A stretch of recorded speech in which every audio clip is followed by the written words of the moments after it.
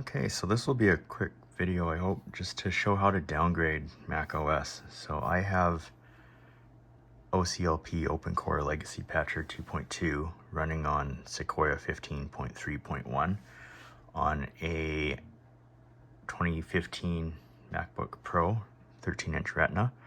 The widgets haven't worked since 15.1, so I've been experimenting on how to downgrade basically to Sequoia 15.0, and I found a way to do that because it's actually pretty neat how macOS separates the system from the data. So you have to have built your OpenCore Legacy Patcher macOS installer for this model of MacBook. Once you do that, you're just going to restart, hold down the Option key, and we'll boot off the USB.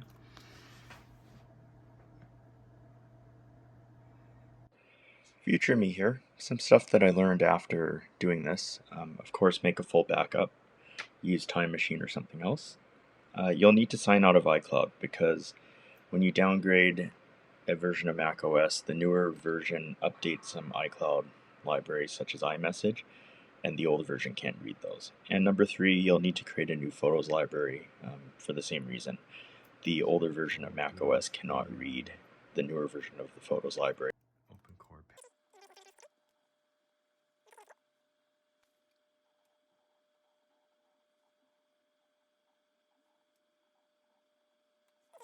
So once you're in, you'll just go into Disk Utility.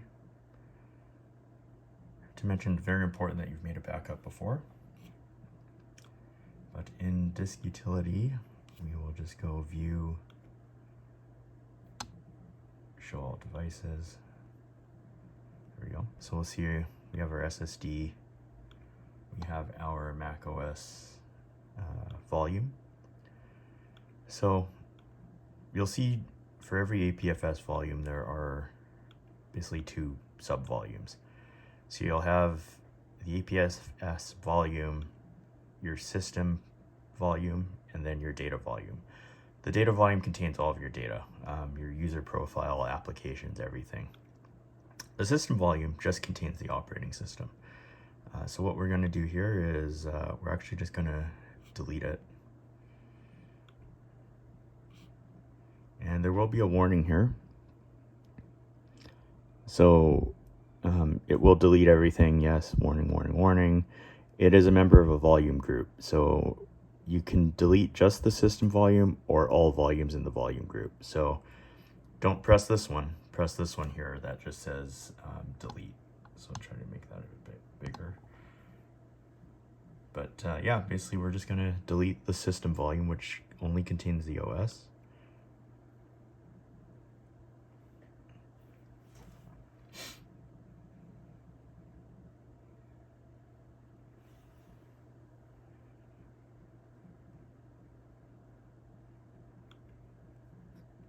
And that will leave our primary data volume in place.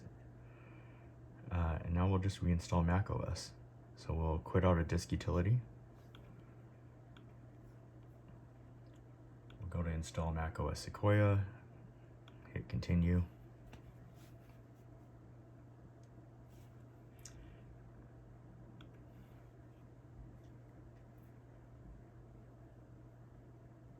At the time of recording this video, macOS Sequoia 15.0 isn't available or signed by Apple anymore. I was able to find a copy of macOS Sequoia 15.0.1 off archive.org, and that's what I used to create my OpenCore Legacy Patcher USB.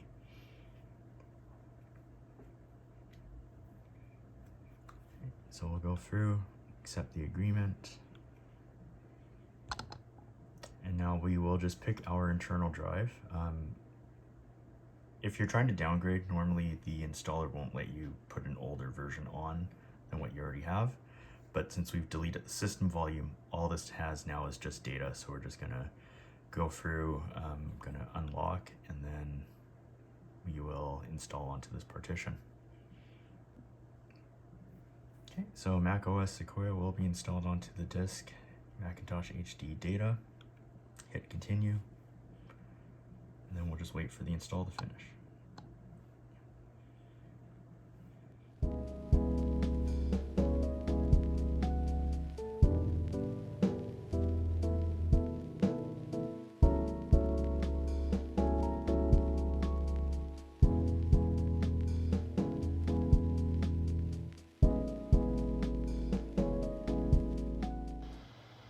Alright, so we're back. Font Book is rendering all the fonts again, which hadn't worked as well on the new Sequoia. The calendar widget you can see here, all the numbers are showing again, and once again to confirm we have the correct version. You'll probably have to reinstall OpenCore Legacy Patcher just to the main volume. I'm going to do that off camera, but that's basically it. And yeah, I hope this works for you. If you enjoyed this video, give me a like or a thumbs up, and have a good day. Thank you.